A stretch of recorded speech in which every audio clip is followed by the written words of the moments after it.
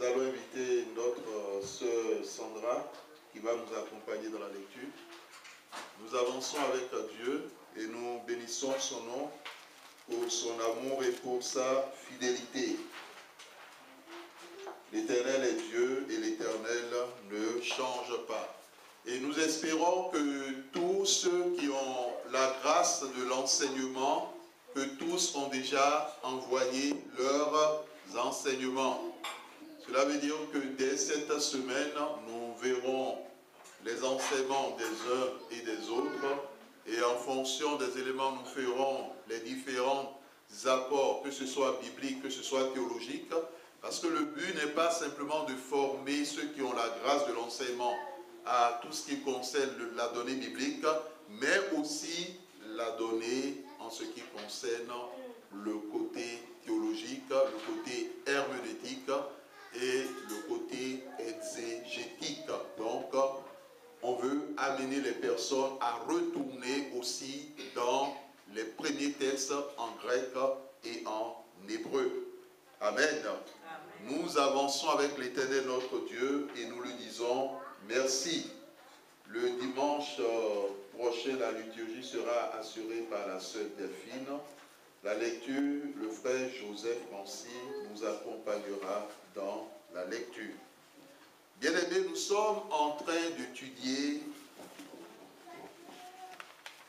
la troisième personne de la Trinité. Nous sommes en train d'étudier le Saint-Esprit. Et nous l'avons dit, seul le Saint-Esprit peut mieux parler de lui. Quelqu'un d'autre peut dire, ah, le Saint-Esprit c'est ceci. Une autre personne, le Saint-Esprit c'est cela. Mais seul l'Esprit de Dieu peut mieux parler de lui. Amen. Donc nous allons nous incliner pour la prière. Nous allons demander au Saint-Esprit lui-même de venir nous parler. Éternel notre Dieu, notre Père, envoie ton paraclet, envoie ton enseignant par excellence, le Saint-Esprit, afin qu'il vienne nous parler cet après-midi.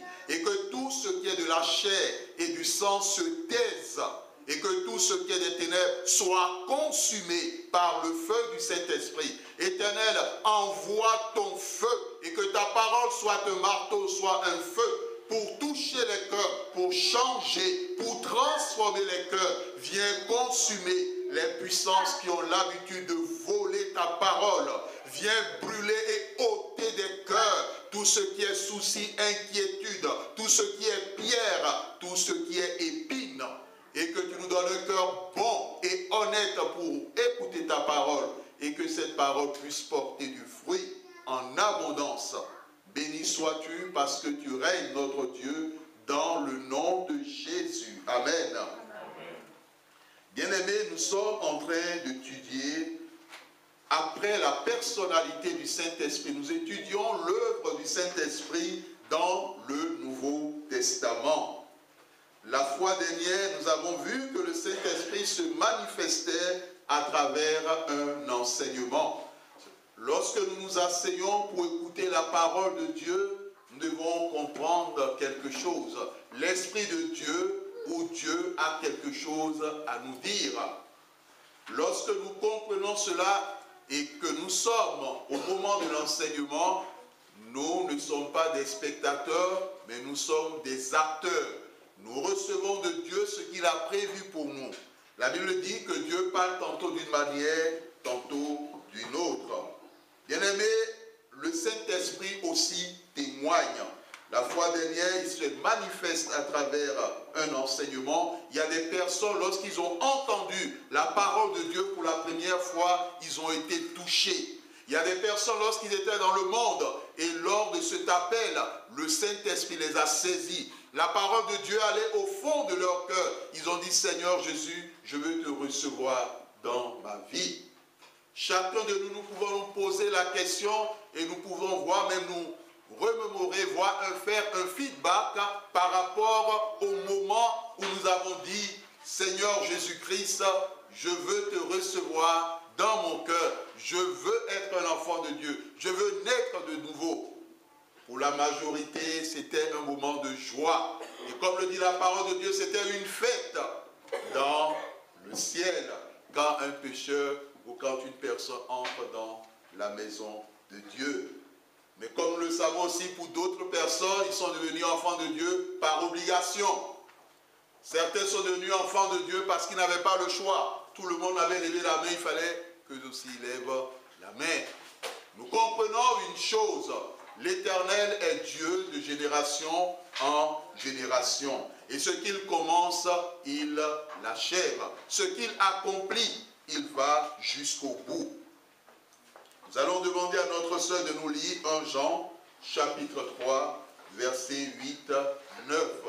Il est vrai que c'est un exercice auquel elle n'est pas habituée, mais l'Esprit de Dieu te donnera la force de bien le faire. Amen. 1 Jean chapitre 3, versets 8 à 9. 1 Jean 3, c'est vers la fin de la Bible. Et là, c'est là aussi qu'on voit si les parents partagent la parole avec les enfants à la maison. Amen. Et si aussi les enfants qui ont une Bible, ils lisent aussi la Bible à la maison. Amen. Donc, que la petite Rancy qui est derrière ne pense pas qu'on va là, elle échappera. Hein. Elle passe aussi. On avance, on verra si tu lis la Bible à la maison. 1 Jean chapitre 3, versets 8 à 9. Amen. Avançons avec Dieu. Celui qui pratique le péché est du diable, car le diable pêche dès le commencement. Le Fils de Dieu est apparu afin de détruire les œuvres du diable. Amen. La Bible dit que celui qui pratique le péché est quoi? Est du diable.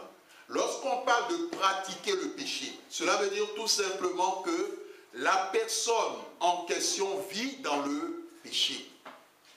Il peut arriver, comme nous dit les Écritures dans 1 Jean chapitre 1, à partir du verset 6, il peut arriver aux chrétiens de pécher. Il peut arriver aux chrétiens de tomber dans le péché.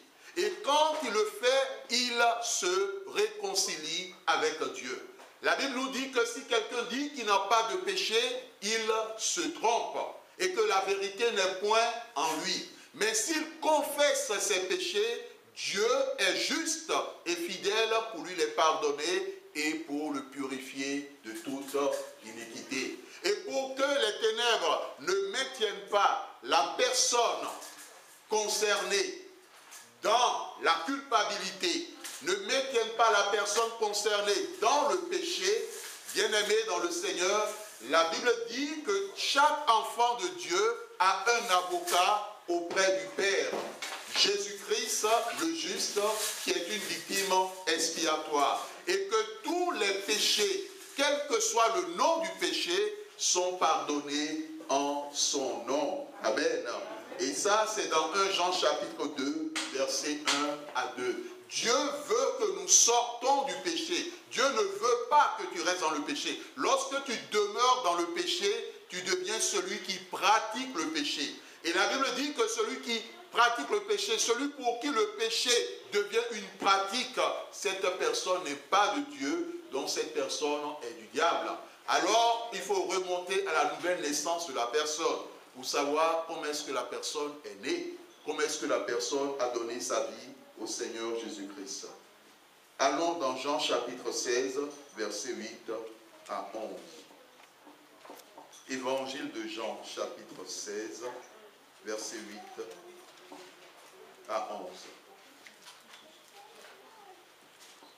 Jean chapitre 16, verset 8 à 11. Et quand il sera venu, il convaincra le monde en ce qui concerne le péché, la justice et le jugement. En ce qui concerne le péché, parce qu'il ne croit pas en moi. La justice, parce que je vais au Père, et que vous ne me verrez plus.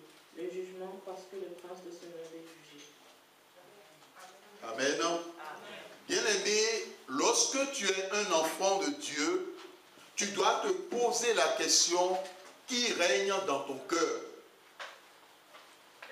Est-ce que c'est le Saint-Esprit qui a pris toute la place ou qui occupe toute la place dans ton cœur, ou bien c'est autre chose? Qui dirige ton cœur? C'est la véritable question. Lorsque nous donnons notre vie à Jésus, nous laissons toute la place au Saint-Esprit dans notre cœur.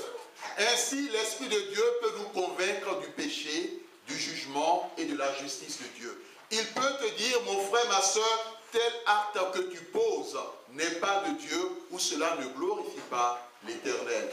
Détourne-toi de cet acte et demande pardon à Dieu. Le Saint-Esprit n'est pas là pour te culpabiliser ou pour t'enfoncer dans ce que tu fais de mauvais. Non, le Saint-Esprit est là pour te sortir de la situation, pour te donner des pistes, pour te donner des directives afin de pouvoir sortir de la situation. Le Seigneur Jésus, lorsqu'il vient, il nous dit qu'il n'est pas venu pour abolir la loi, mais il est venu pour l'accomplir. Certains chrétiens pensent que Jésus est venu dire adieu aux 10 commandements. Bon, Jésus est venu, les 10 commandements, il a mis 2 traits ou bien il a mis une croix là-dessus. Maintenant, avec Jésus, c'est la grâce. Avec Jésus, on avance. Avec Jésus, vive la vie, vive la liberté, mais pas la liberté, mais en quelque sorte, vive le libertinage. Bien-aimés, nous ne sommes pas dans la vision de l'Écriture si nous réfléchissons ou si nous fonctionnons de la sorte.